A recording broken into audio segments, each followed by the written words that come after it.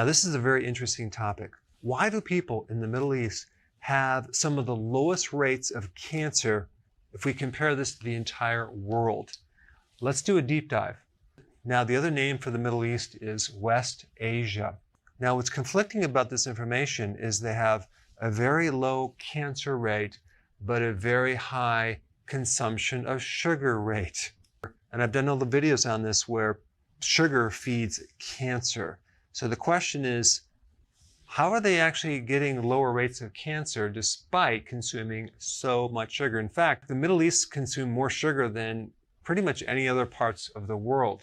Now, yes, they have a lot of diabetes and they have obesity and they have other issues, but cancer is on the low side. Now, if we take the average of how many people get cancer in the entire world, it's 198 people out of every 100,000 people get cancer. Now, if we take a look at individual parts of the Middle East, we have Saudi Arabia. 96 people get cancer out of 100,000. Yemen, 97 people out of 100,000. Oman, 104. Qatar, 107. UAE, it's 107. And Kuwait is 116 people out of 100,000 people get cancer. So you can see, if you live in these countries, you have a much less risk of getting cancer. Let's compare this with Australia. 468 people out of 100,000 get cancer. They take number one. They get first place in getting cancer. Number two, Ireland is 374 people out of 100,000 people. Next one is Hungary, 368 people, okay, out of 100,000. And then United States, 352 people out of 100,000 people develop cancer. So what is so unique about the Middle East? Well, number one, fasting, Ramadan. Now, Ramadan is a religious fast that extends over the course of 1 month. Now, that 1 month is just 1 month out of the entire year.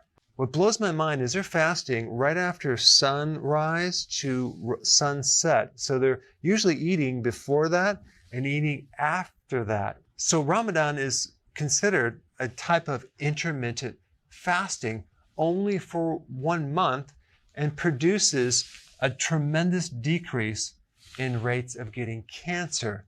That's quite remarkable. So why does fasting help with preventing cancer? Well, it starves cancer. Do you realize there's between 10 and 50 times more insulin receptors in a cancer cell versus a normal cell? What does that mean?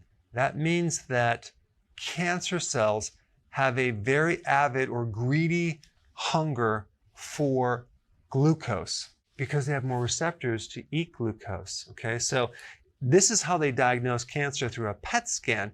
A PET scan identifies areas in the body that have a very high metabolism of sugar. So cancer loves sugar, and when you're fasting, you're not consuming sugar. All right, number two, autophagy. Fasting stimulates autophagy, which is a condition that helps to recycle old damaged proteins. It helps to recycle old damaged things like damaged mitochondria. And if we look at what cancer really is, it's damage to your mitochondria. When the mitochondria is damaged, the mitochondria then adapts its metabolic system to a different way of dealing with energy. It ferments glucose. When you fast, you kick in this autophagy and you're recycling damaged mitochondria, which is going to decrease your risk for cancer. The third thing about fasting is that when you fast, you generate new immune cells. You strengthen your immune system. Your immune system becomes stronger. You generate more killer T cells, which directly kill cancer cells and viruses. And you also stimulate more helper T cells, which indirectly help reduce cancer. All right, next point about fasting. It's one of the best things to get rid of inflammation. Cancer tends to spread, migrate into areas of inflammation. So fasting is one of the most potent anti-inflammatories. So it's going to reduce the risk of cancer being spread. Also, when you fast, you increase the antioxidant networks of the body. So these things that actually protect you against free radical damage, like in the mitochondria, are improved or enhanced when you fast. So that's going to decrease the risk of getting cancer right off the bat. Fasting is one of the oldest therapies. Even Hippocrates mentioned fasting quite extensively, and he had an interesting quote. But to eat when sick is to feed the illness. Okay, so when you're ill, you don't want to eat very frequently. And he was considered like the foundational father of medicine. Okay, fasting is number one. Number two would be the spices that people eat in the Middle East. Turmeric, okay, loaded with anti-cancer properties, and it's one of the best things to get rid of inflammation.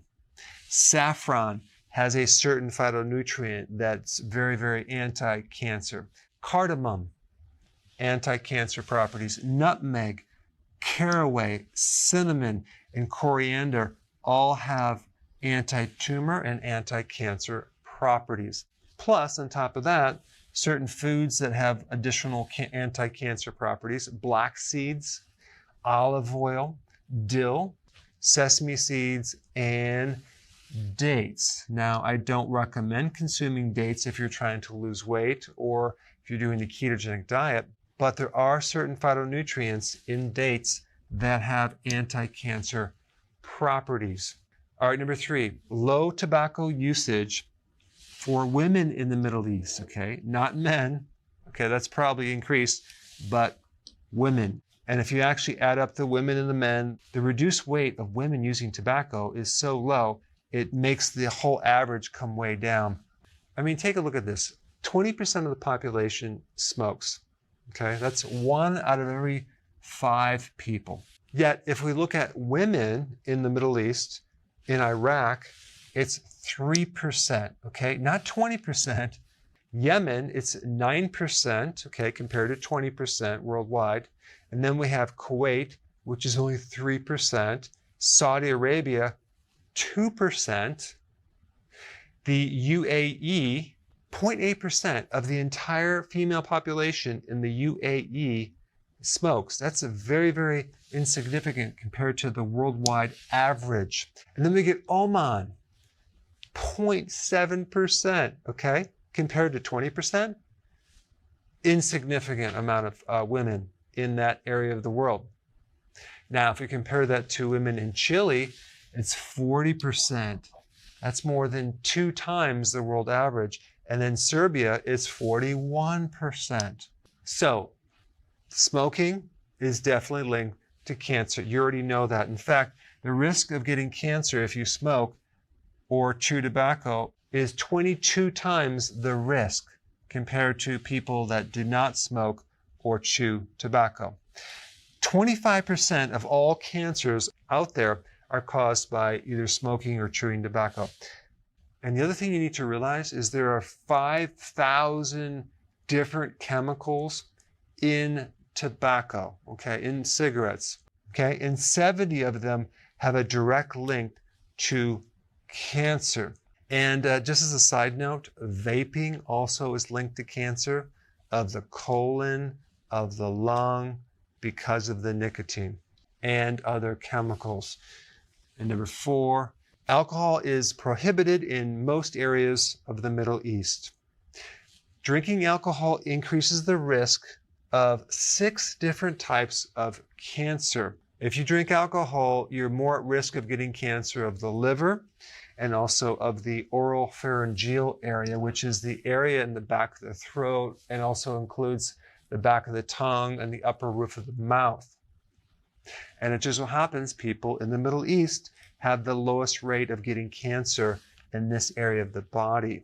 The areas of the world that have the highest risk of getting this cancer are Western Europe, Northern Europe, and North America. All right, now the question is, they're doing all these spices, they're fasting, they're not smoking as much, and they're not drinking alcohol as much. then why aren't these numbers even lower? Okay, well, it's probably because they consume more sugar than any other area of the world, as well as more high fructose corn syrup, and cancer loves sugar. It could also be linked to the obesity situation. Over 30% of the population is obese, and there's more risk of getting cancer if you're obese. Also, they have very, very low vitamin D levels. In fact, 80% of the population is low in vitamin D. And vitamin D is very, very important in protecting someone against cancer and reducing the risk. And it just so happens when you consume that much sugar, you're going to also deplete vitamin D. And vitamin D is essential in keeping your immune system very, very strong. And then one last thing is called polymorphism. What is polymorphism? That is a condition where the genetics or the genes are altered in a way that there's kind of like a defect in the genes. And there's a higher ratio of people with this genetic defect in the vitamin D receptor, okay, for vitamin D. So if your receptor is defective and you can't absorb vitamin D as well, okay, for some reason, then you're going to be low in vitamin D, in which case, if you do live in the Middle East, what you should be doing is taking more vitamin D on a regular basis. All right, now that you know why the Middle East has low rates of getting cancer, the next question is, how can you potentially lower this even further? And I created a video just on the topic